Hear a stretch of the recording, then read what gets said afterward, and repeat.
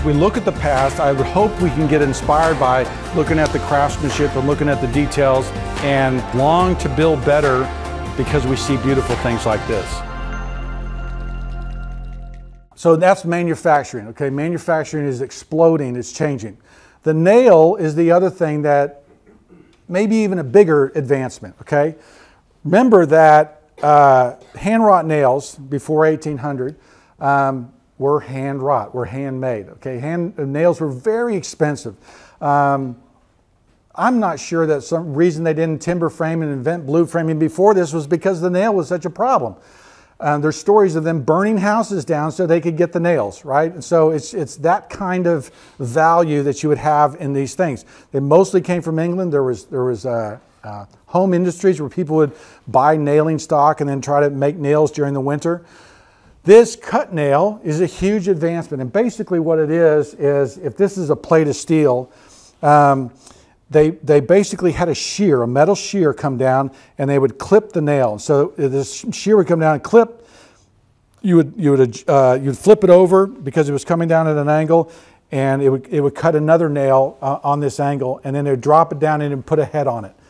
It was, you know, huge. I don't know how I can express how huge that is.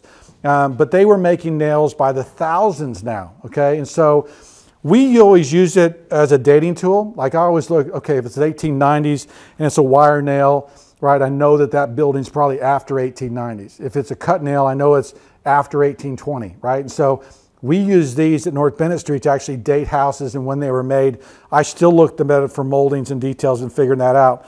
We see in Texas a lot of cut nails in older buildings, but mostly wire nails. But this is a huge advancement as far as how they're doing things. Some of those nails have blunt tips? Yeah, in fact, the blunt tip, yes, you can see the blunt tip here and there. The blunt tip, if you've driven many nails and wire nails, sometimes wire nails will go through and actually split the wood because it's so sharp and going down. The reason why they think that there was wire nails invented in the 1870s, but they couldn't get traction with them because carpenters liked these. And they liked them because blunt force go through there and it wouldn't split the wood. And a wire nail, like we'll take wire nails, or we did when we used wire nails, and we would blunt the tip of the wire nail and then drive it so it didn't split the wood open. Because it was like a chisel going down there and just split the wood open. So yes, they did have blunt nails or blunt heads.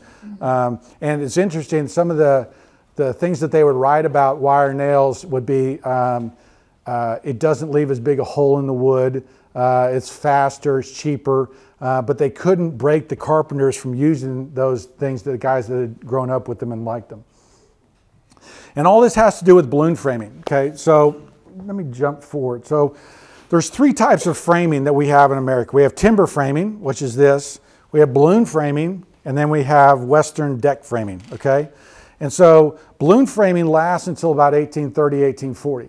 Now, if you Google, because I did, balloon framing, you'll see that it was invented by this guy in Chicago, okay? Not true. I don't think it's true, okay? Obviously, I can't prove it. But timber frame, basically the way it was made is that you had these large timbers. Corner timbers was 10 by 10, 10 by 12. You'd have big queen posts and king posts and everything going through there. Everything was braced, okay? And so all these bracing and everything's mortise and tenon, so it's like a large piece of furniture, okay? A lot of skill. You had to have house wrights who would actually know how to install and know how to build a frame, okay? When balloon framing came along, balloon framing is basically, remember they've got great trees back then, okay? And so there's no finger joining studs at this time period. So they had studs that could be 20, 25 feet long that were straight and or old growth wood. And what they would do is they would cut in a notch. I don't know if you can see that.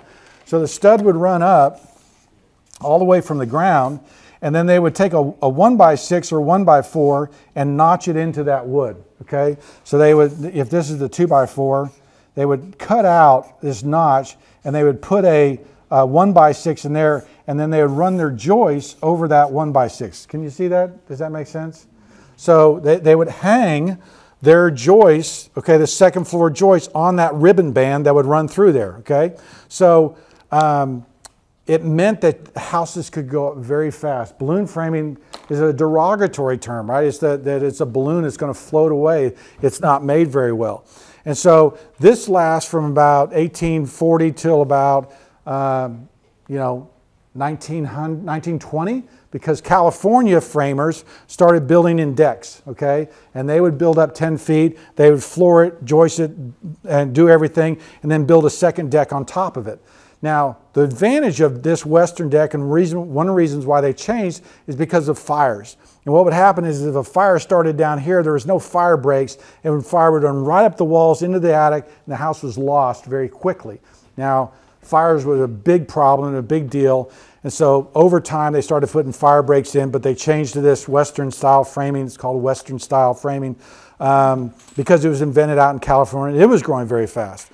But balloon framing, back to its invention, this is Fred Peterson. He wrote this article, and I agree with him 100%.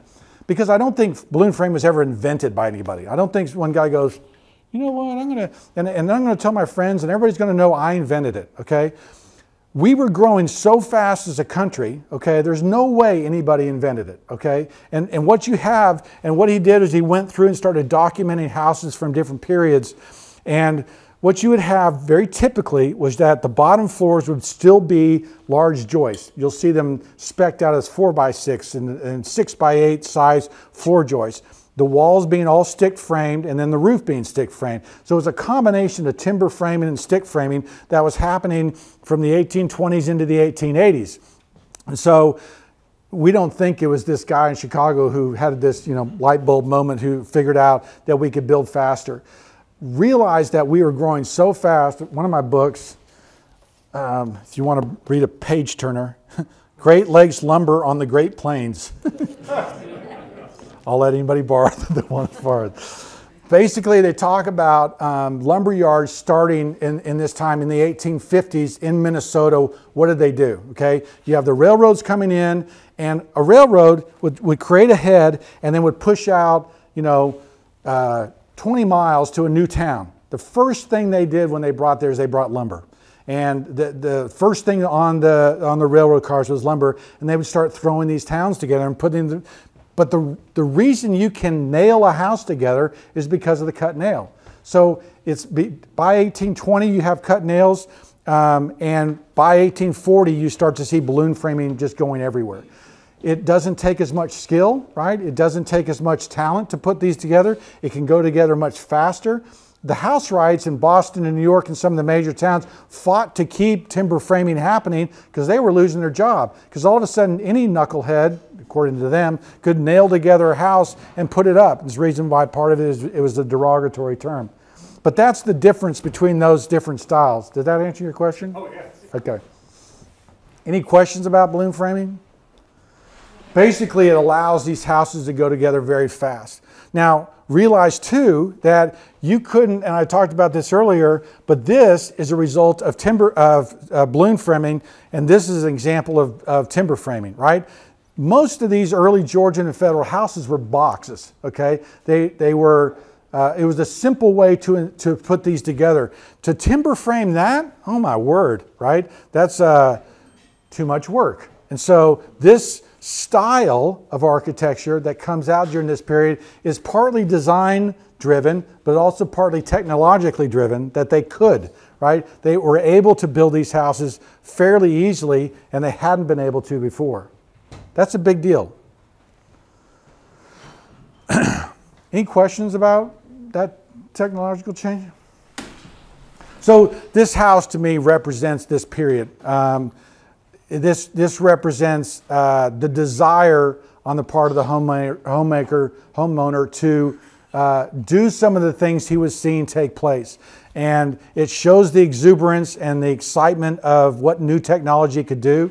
I'll make the comparison next time, and I'll actually show you the difference or how similar Victorian houses are, especially in the 1880s and 1890s, with McMansions of the 1980s and 1990s. It is fascinating how similar they are.